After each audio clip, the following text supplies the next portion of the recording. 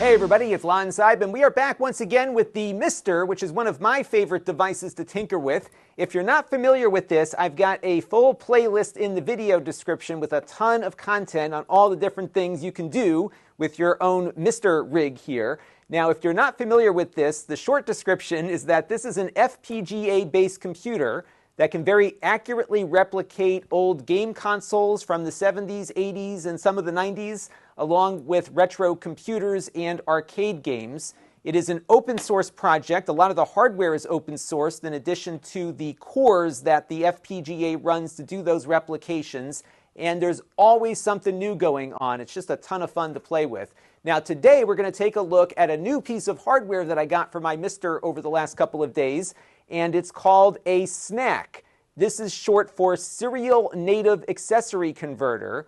And when you plug this into your MiSTer, you can use Lightguns and original game controllers on many of the game console cores that the MiSTer supports. And the reason why this is so cool is because this actually connects into the core directly, so it's the least amount of lag you can experience. And because the MiSTer can get plugged into a regular CRT television, you get pretty much the full experience of the original console, yet replicated on an FPGA chip. Now we're going to dive into what the SNAC is all about in just a second, but I do want to let you know, in the interest of full disclosure, that MiSTeraddons.com sent me my SNAC here. They also sent me an updated I/O board that is compatible with the SNAC. I want to thank them for getting me these parts so we can play around with this today. Now, all the opinions, though, you're about to hear are my own. They are not paying for this review, nor is anyone reviewing or approving what you're about to see before it was uploaded. So let's get into it now and see what this SNAC is all about. Now, the price point on the SNAC here is about $25 at MiSTer Add-ons.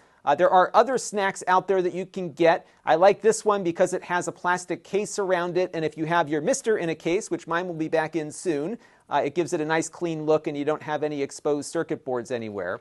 Now, on the front of it is a USB port, and what this does is it plugs into this USB port on the I/O board. Now, this is not actually a USB port, it's a serial port, but they used a USB connector for it. So you don't plug it into your USB hub if you have one, you plug it directly into the I/O board like so.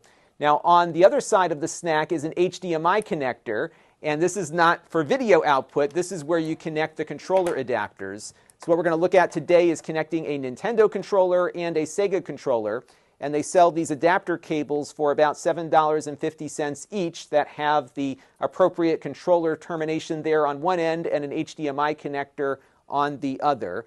And since we're going to begin with the NES, I'm going to plug that in here to my SNAC, and now I can attach my original Nintendo controller to get things going. So why don't we boot up my MiSTer now, and we'll see exactly how we configure this inside of the NES core. All right, so we've got my MiSTer now booted up, and one thing you'll notice here is that my Nintendo controller is not controlling the interface, and the reason is that you are wiring in your controllers via the SNAC into the core itself. You cannot control anything outside of the core, including the MiSTer interface, with a SNAC attached controller. So you will need a keyboard attached like I have now, or a USB controller attached so you can navigate through the interface here.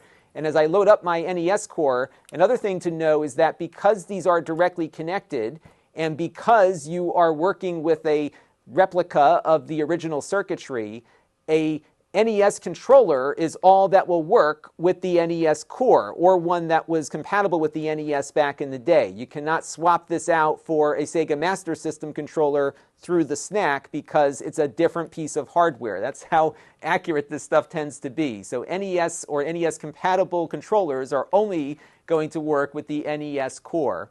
Now, to configure this, what we're going to do is go over to the input settings here at the bottom of the NES options screen. And what you're going to see here is a serial mode where you can see right now SNAC is enabled. So if you see none, you're going to want to turn that on and have the SNAC be activated. Now, for the Zapper, if you're going to use the NES Zapper, you do have to enable the SNAC Zapper mode, and then you can choose what controller port this Zapper will appear in, because some games wanted it on joystick 2, others on joystick 1, and you have a few other options here, including the power pad. I'm going to leave this to none right now because I am going to use a controller. But if you do want to play a Zapper game, and I did one earlier that I'll show you in a minute, you'll want to make sure that it is configured for that. So let's take a look at Super Mario Bros. 3 now, running on the MiSTer's NES core. And we have our controller here directly connected to the core over the SNAC. And I have to say, the latency here feels pretty low, even going through my video capture hardware here. Earlier, I tested it on my CRT television. It felt pretty much as good as the original, and it's especially fun to play this game on the actual controller that I first played Super Mario Bros. 3 on 30 years ago. So I think if you're looking for the most authentic experience, this is the way to go. But there is a gotcha, which is that you can only have one player connected over the SNAC, so the other players have to use USB controllers. And I think the real advantage of the SNAC is actually not for regular controllers, but for Lightguns. So a little bit earlier, I played a little Freedom Force using the NES Zapper, as you can see here, and it ran great. I did have to capture this at 24 FPS to prevent some of the flickering, so it might be looking a little slower than how it usually runs, but I found it to be just as good as my real NES on this television, and of course it looked a lot better because I could connect the TV over RGB. So the NES Zapper worked perfectly here, and I think that's the real use case for the SNAC, the Zapper, more so than an original controller. But it's important to note that if you want to use Lightguns, you're going to need a CRT television that has some kind of RGB input. It does not work on HDMI televisions. What you can do, though, is play the game on a CRT and capture on the HDMI if you wanted to, because this will send out video from the component and HDMI simultaneously. Now, I also booted up the Sega Genesis core, and I've got a little button checker that I can run on it to see if everything is supported here. So as you can see, buttons A, B, and C, X, Y, and Z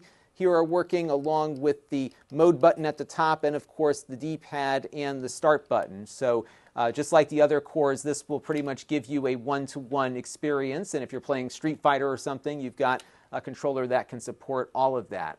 Now, the cores that are currently supported at the time I'm recording this video are the NES, SNES, the Genesis and the Sega or Mega CD cores, the Sega Master System, and the TurboGrafx and TurboGrafx CD cores. And then they also give you a list of the accessories that are currently working with it. This, of course, will change over time as these cores get updated. Additional devices will start working with the SNAC.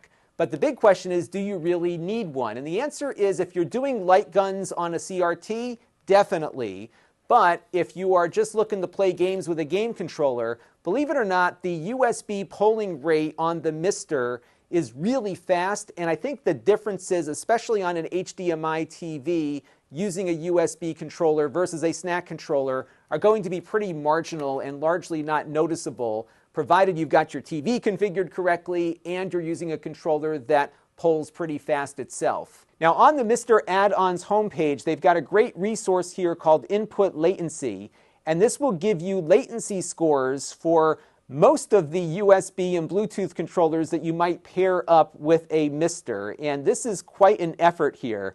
So you can see on the 8-bit-DOE controllers, they test them with Bluetooth and wired USB, and you get an actual latency here that they measure electrically, far better than my method, which involves an iPhone in slow motion video mode. This actually is connected to a Google spreadsheet that you can add to your Google Drive. And if you're curious as to their methodology for this test, you can see how they do it here. And it also gives you some real appreciation for the amount of labor that went into what they've put together. And then on the bottom of the spreadsheet, you can look at performance by brand and how many different results that they have. Additionally, you can look at which controllers deliver the best wired performance, for example. So there's some really good stuff here that you can browse through if you are experiencing input latency. It could very well be your controller. It could be the USB hub that you're using with your MiSTer. So there's a lot of troubleshooting that you can do. And the nice thing about the database is that this is the starting point to see if it's your problem or your controller's problem. So if you want to be assured that you have the lowest possible input lag, the SNAC is definitely the way to go with compatible cores and controllers.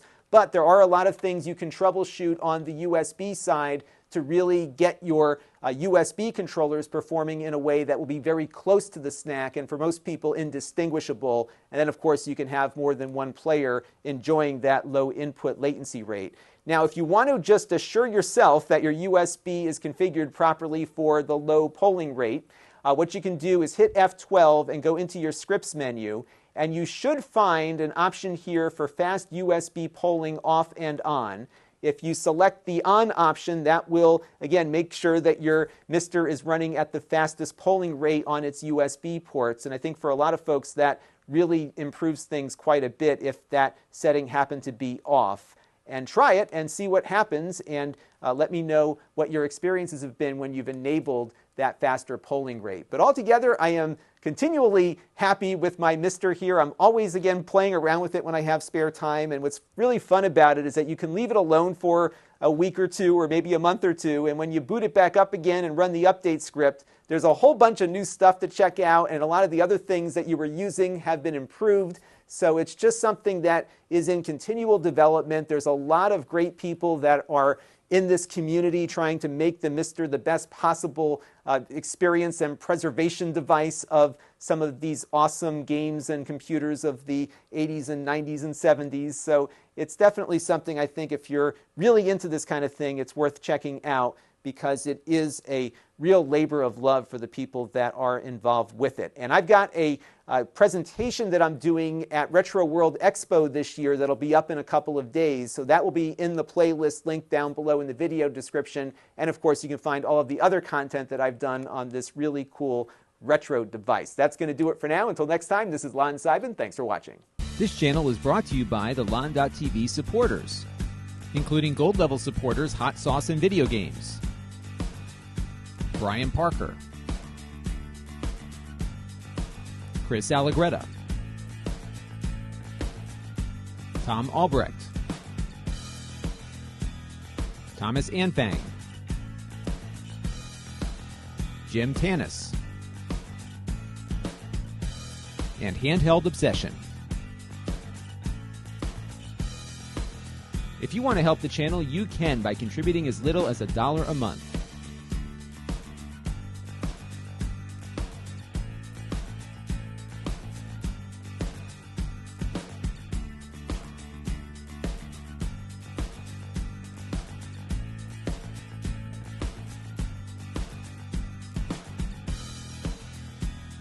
Head over to Lon.TV/support to learn more.